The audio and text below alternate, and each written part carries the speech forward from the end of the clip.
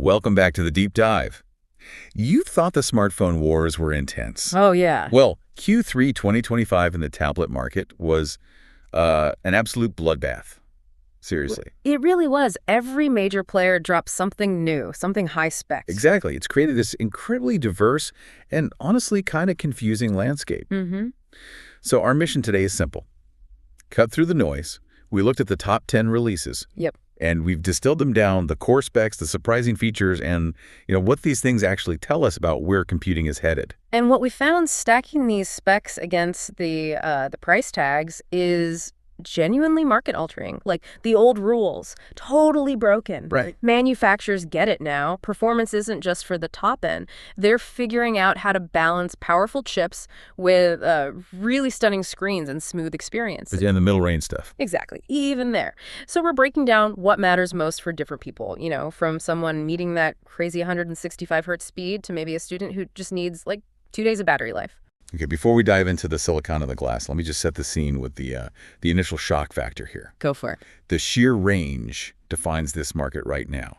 The gap between the most expensive tablet on our list and the cheapest. It's huge. It's over $1,000. We're jumping from like $90, Yeah. $90, That's believable. all the way up to $11,000 to $160. That's the field we're playing in. So let's unpack this, maybe start at the top. Let's do it. We'll start with the flagship Titans. These are the devices for folks who demand absolutely zero compromise. Performance, display, scale, everything. And leading that ultra-premium pack, no surprise, is the Galaxy Tab A11 Ultra. Samsung built this thing with a solid aluminum unibody, really slim bezels, just a tiny camera notch. Pretty standard high-end build. Right. But the whole product is really designed around that screen. We're talking a massive 14.6-inch AMOLED display. Huge. With a 2960 by 1848 resolution and a pretty solid 120 hertz refresh rate. Yeah, 120 hertz is good, but the thing that really sets it apart, the metric defining its premium status, isn't just resolution, it's brightness.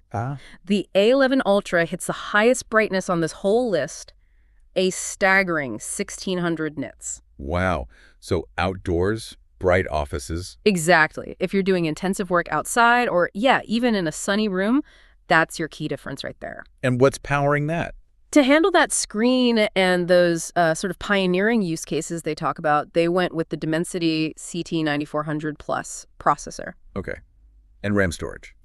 You can get it with 12 or 16 gigs of RAM, and storage goes all the way up to a full terabyte. So that huge, super bright display must need a monster battery, right? Or is it all software tricks? Oh, it needs the monster battery. It's got a huge 11,600 milliamp capacity. Massive. Charging, though, is, let's say, relatively modest, 45 watts, especially compared to some of the speed demons we'll get to later. Right. But yeah, that's the price you pay for this no-compromise experience. It starts at $1,160. That's the absolute top end for Q3 2025. Okay, so let's immediately pivot. Let's talk about the device that just completely disrupts that benchmark, the Xiaomi Pad 8 Pro. This is where things get really interesting, where the old rules just, poof, disappear. It really does. Yeah. Because the Pad 8 Pro gives you flagship-level stuff, but at a price that, well, I can only call it crazy given the hardware. Totally. It's using the Snapdragon 8 Elite. That's the 2025 flagship processor. So it's right up there with the most powerful devices out there. Yep.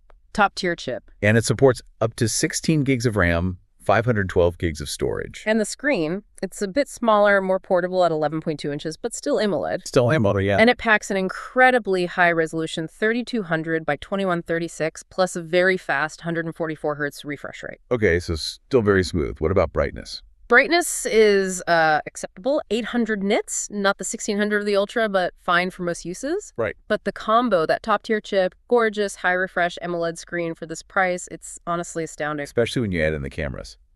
A 50-megapixel main camera. Yeah. And a 32-megapixel ultra-wide on the front.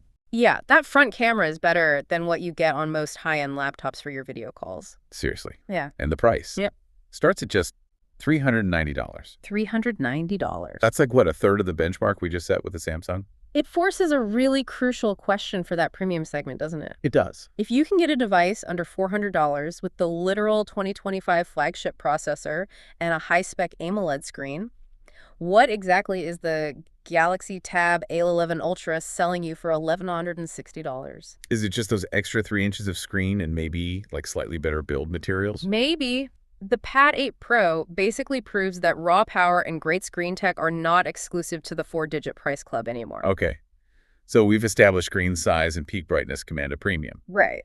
But if those flagship titans are about size, this next group, this is about pure raw speed. Let's talk refresh rates. Because Q3 2025, man, it was all about hitting 165 hertz. That's absolutely right. For years, 120 hertz was the gold standard for premium. Smoothness, performance. Yeah, that fell fast. No, 165 hertz is clearly the new high watermark, especially if you're into gaming or watching anything with fast action. That extra 45 frames per second. It makes a noticeable difference in smoothness. For competitive gaming, that can be a real edge. So our first entry in this speed category is the Honor Magic Pad 3.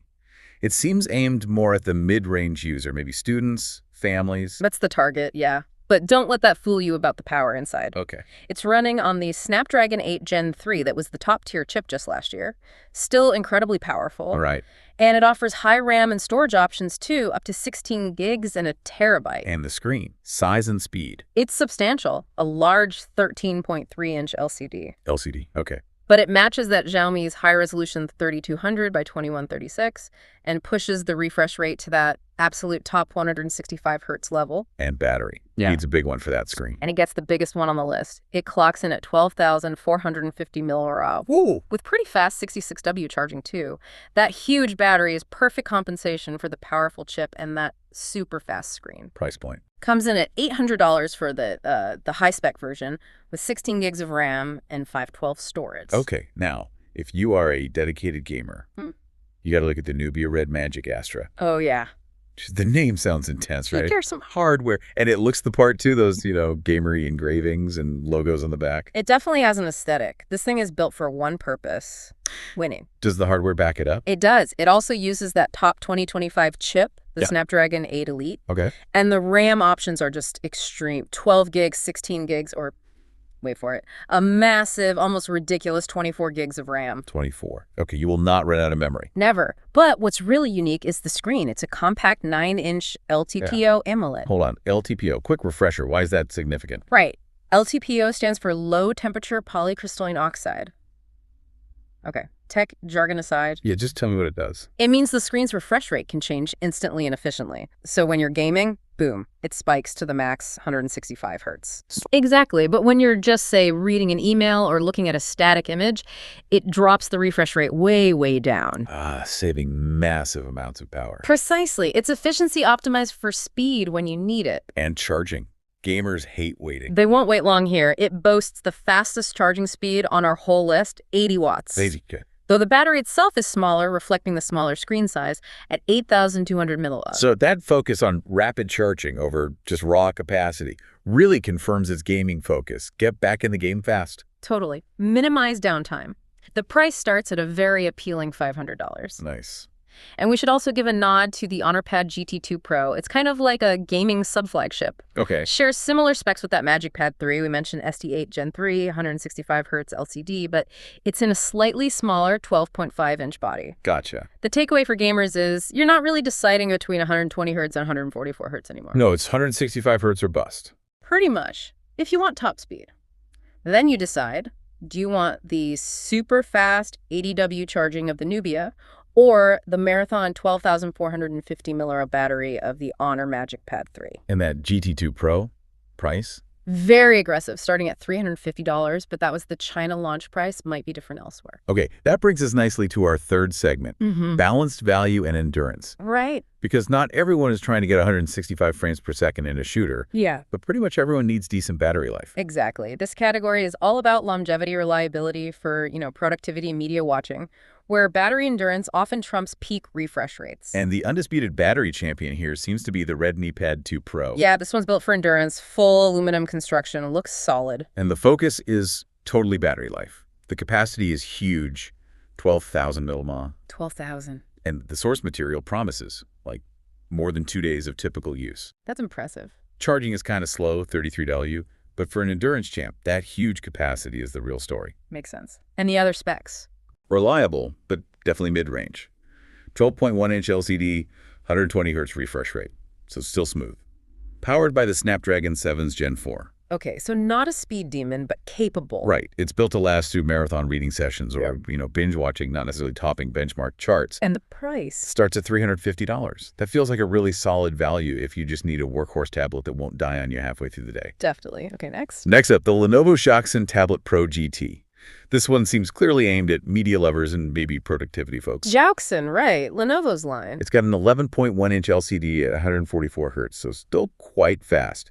But the key features highlighted are audio and video support.